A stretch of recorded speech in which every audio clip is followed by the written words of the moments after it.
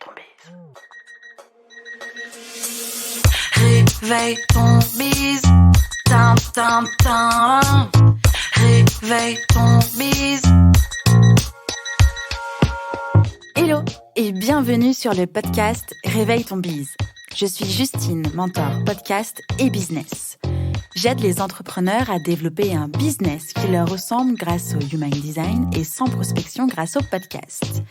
Tous les lundis à 6h, je me mets au défi de vous partager des conseils et de l'inspiration pour vous réveiller, vous et votre business.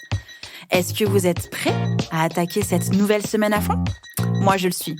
C'est parti, bonne écoute. Hello et bienvenue dans ce nouvel épisode de Réveille ton bise. J'espère que vous allez bien et que votre semaine démarre à fond. Soyons d'accord, le mois de janvier a été un mois terriblement long et assez éprouvant pour certains et certaines d'entre nous. C'est pourquoi aujourd'hui, j'ai envie de vous parler de 8 techniques pour ne plus se laisser déborder dans son travail. Histoire qu'on remette un petit peu les pendules à l'heure et qu'on essaye quand même de vivre cette année 2022 de la meilleure façon possible. Alors, c'est parti, voyons ensemble les 8 techniques possibles pour ne plus se laisser déborder dans son travail. Soyons d'accord, la charge mentale de la quantité de travail à réaliser est souvent le premier frein à sa réalisation. On ne sait pas comment s'y prendre, on ne sait pas par où commencer et on finit par procrastiner, bâcler ou se laisser déborder par les délais. Il est possible que certaines journées nous échappent quand d'autres semblent être subies et ça, c'est l'angoisse. Alors voilà, je vous présente 8 techniques pour essayer, en tout cas pour vous aider, de vivre pleinement vos journées et de gagner en efficacité. On n'est pas venu là pour souffrir. La première technique que je vous partage aujourd'hui, j'en ai déjà parlé à plusieurs reprises, mais une piqûre de rappel, ça peut toujours faire le taf. Alors, la première technique, c'est de créer des process pour les tâches récurrentes. Je m'explique. Les process, c'est une véritable valeur ajoutée dans votre entreprise et surtout pour votre santé mentale. C'est aussi le meilleur moyen d'améliorer et d'optimiser vos tâches récurrentes et actions indispensables pour votre business, pour sa survie. Un process, c'est avant toute chose une méthodologie. Le process va décrire la réalisation de la tâche en question de A à Z. Et pour savoir si votre process est suffisamment clair, complet et précis, faites passer le test à une personne qui ne sait absolument pas de quoi il est question au départ. Cette personne-là devrait pouvoir réaliser cette tâche sans votre aide. Le faire tester par un ou une business friend peut aussi vous donner de bons indices et vous aider à améliorer le process si nécessaire. Créer des process permet de comprendre le temps passé sur une tâche et de l'optimiser à l'aide d'outils, des templates par exemple, des raccourcis, etc. Et de plus, la mise en place des process va pouvoir vous garantir une qualité de la réalisation de façon constante. Il n'y aura pas la place « Ah ouais, non, j'ai pas trop envie, je suis un peu fatiguée ». Non, vous savez ce dont il est question et on commence le process de A à Z pour cette tâche. Et si jamais vous envisagez de faire appel à un stagiaire, de recruter un ou une alternante ou de déléguer à un ou une prestataire, la création de process va être indispensable pour accueillir votre deuxième cerveau, votre bras droit, vos petites mains dans des conditions optimales afin de gagner du temps et d'être immédiatement efficace. Pour en savoir plus sur l'utilité et la création des process, je vous invite à écouter ou réécouter l'épisode de podcast numéro 28 qui s'appelle « Créer des process pour son business, pourquoi ?» Et comment ? La deuxième technique, c'est d'être réaliste sur le temps nécessaire à la réalisation de la tâche. Dit comme ça peut paraître évident, mais dans la réalité, dans la vraie vie, ce n'est pas toujours le cas. Plus on a de choses à faire, plus on a tendance à sous-estimer le temps nécessaire pour réaliser une action de manière à atteindre ses objectifs sur une journée ou une semaine.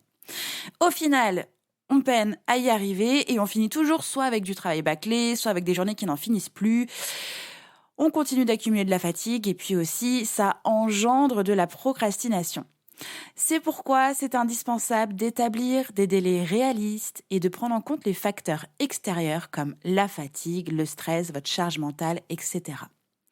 Quand vous avez créé des process, vous avez quand même une idée un peu plus fixe du temps qu'il va vous falloir pour réaliser cette tâche en question.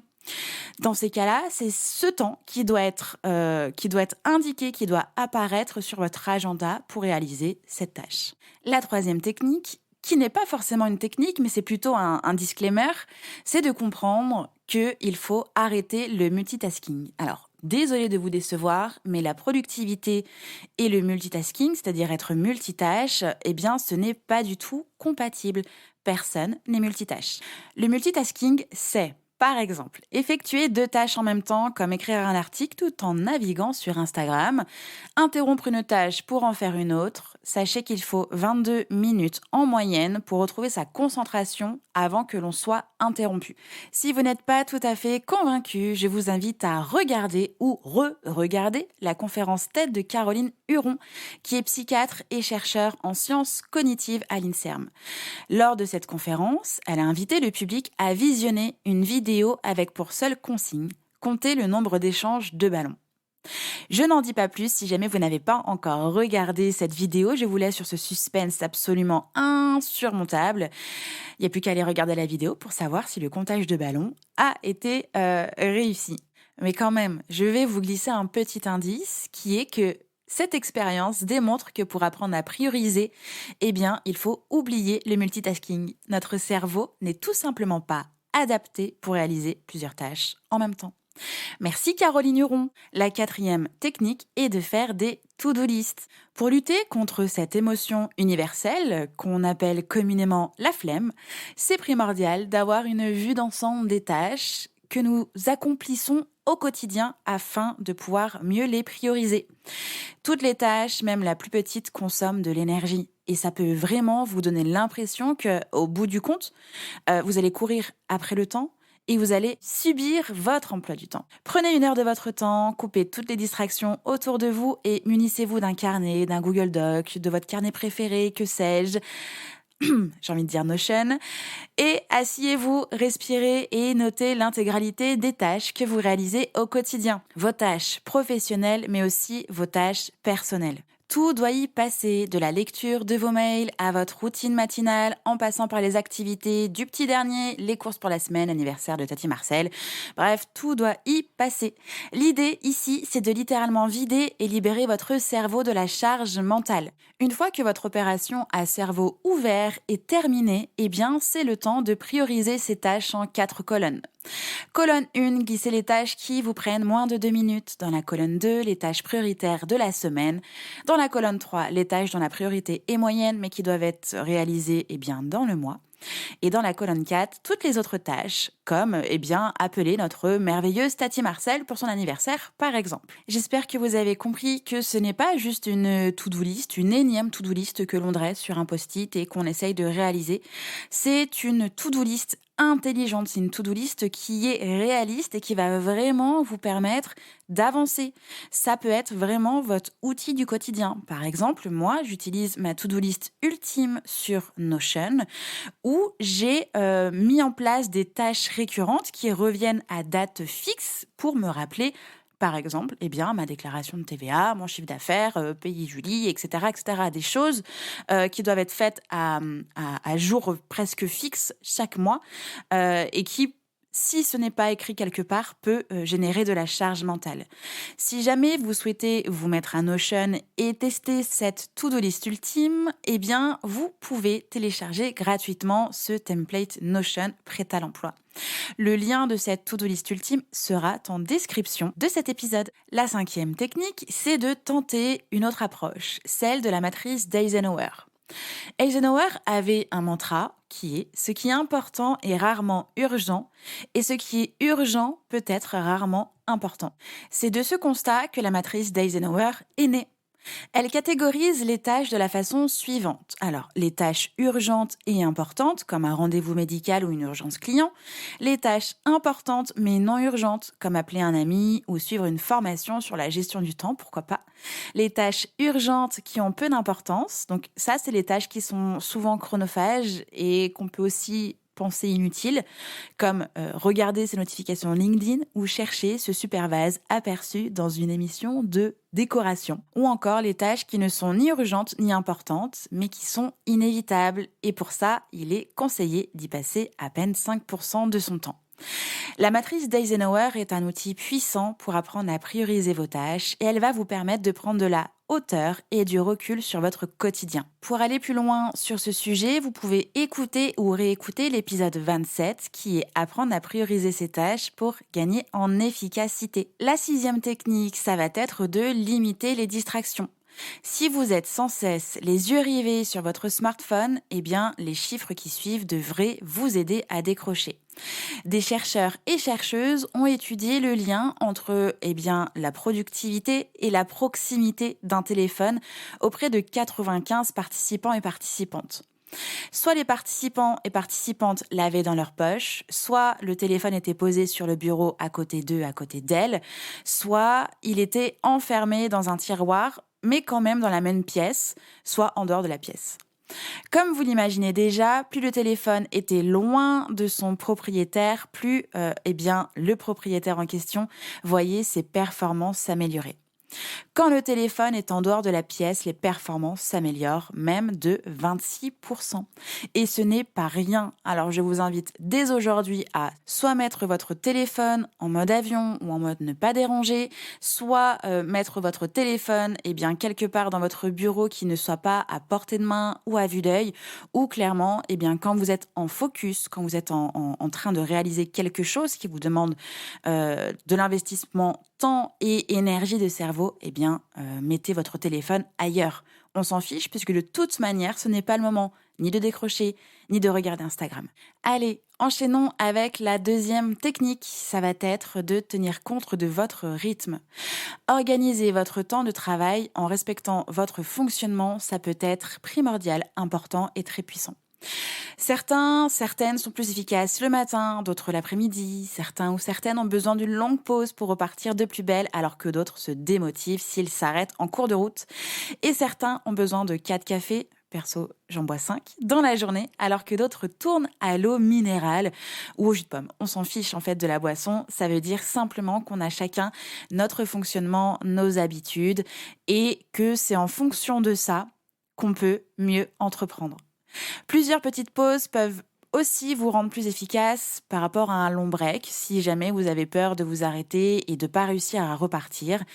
En tout cas, c'est indispensable d'apprendre à se connaître et d'aligner son organisation avec son fonctionnement. Et enfin, la 8e technique, et pas la moindre, c'est d'organiser méthodologiquement vos espaces et outils de travail. Avec des dossiers classés, un bureau rangé, un ordinateur bien organisé, tout ça. Alors ce n'est pas juste parce que j'ai lu un livre de Marie Kondo que je vous en parle aujourd'hui, c'est surtout parce que ça va vous permettre de gagner en temps de travail. Moins vous aurez besoin de chercher des informations ou des documents qui vous seront nécessaires pour avancer, mieux vous allez réussir à être efficace et surtout ne pas être pollué par l'environnement, genre être agacé de ne pas retrouver ce 7e document que vous devez envoyer à l'URSSAF ou j'en sais rien. Pour ça, utilisez des classeurs, des intercalaires, des pochettes plastiques s'il le faut. Organisez vos papiers. C'est un retour certes un peu scolaire, il faut l'admettre, mais ça peut être efficace. Si vous êtes team pas de papier et plutôt numérisation, sélectionnez quand même les documents importants à numériser. Genre, on va pas numériser la facture EDF. Au pire des cas, on la retrouve sur son espace en ligne, mais on va pas la numériser. Aussi, faites attention à pas tomber dans le piège du tout numérique. Faites un tri, une sélection des documents que vous souhaitez garder numériquement. Et il y a à disposition des indispensables pour limiter les allées-venues, donc une boîte de mouchoirs, une bouteille d'eau, des stylos variés, bref, que tout soit à disposition sur votre bureau pour éviter de vous balader chez vous et de vous perdre dans votre cuisine et votre frigo en plein milieu de la journée. Et donc, prenez le temps de ranger et d'organiser votre poste de travail une fois pour toutes.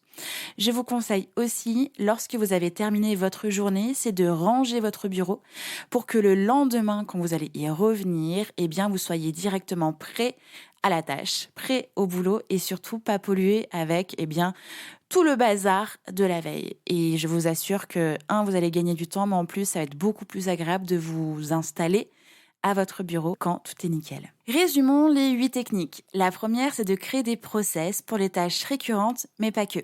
La seconde, c'est de pouvoir être réaliste sur le temps nécessaire à la réalisation de votre tâche. La troisième, c'est de comprendre que le multitâche ne fonctionne pas et que vous allez perdre en efficacité en faisant du multitâche. La quatrième, c'est de faire des to-do lists, mais des to-do lists intelligentes. La cinquième, de tenter l'autre approche de la matrice d'Eisenhower pour vous aider à organiser, en tout cas à cibler vos priorités. La sixième, de tenir compte des distractions, donc de les limiter. La septième, de tenir compte de votre rythme, de votre fonctionnement. Et la huitième, d'organiser méthodologiquement toutes vos tâches. J'espère que cet épisode vous a plu. J'espère surtout que j'ai pu vous aider en faisant ce grand tour des différentes techniques pour ne plus vous laisser déborder dans votre travail. N'oubliez pas que vous n'êtes pas venu ici pour souffrir, que subir son business, c'est pas ouf. Et donc, il y a plusieurs choses à mettre en place, même des toutes petites choses pour retrouver de l'air, de la joie et du plaisir de vous installer à votre bureau. Je vous souhaite un bon lundi, je vous souhaite évidemment une belle semaine et on se retrouve lundi prochain. Ciao, ciao! J'espère que cet épisode vous a plu. N'hésitez pas à partager le podcast à une personne qui veut aussi se réveiller avec vous. Retrouvez l'ensemble des informations et des liens en description de l'épisode ainsi que sur le site internet www.justinarma.com. Si vous avez des idées, des suggestions ou si vous avez juste aimé cet épisode et que vous voulez me le dire, direction Apple Podcast pour laisser un commentaire et des petites étoiles. Vous pouvez aussi me laisser des petits mots sur Instagram au nom de Justine-Arma avec 2 A ou par mail à l'adresse hello@justinarma.com. N'oubliez pas de vous abonner à Réveille ton Biz sur votre plateforme d'écoute préférée pour ne pas louper votre réveil. On se retrouve lundi prochain, 6h, pour un nouvel épisode. Bonne semaine. Ciao!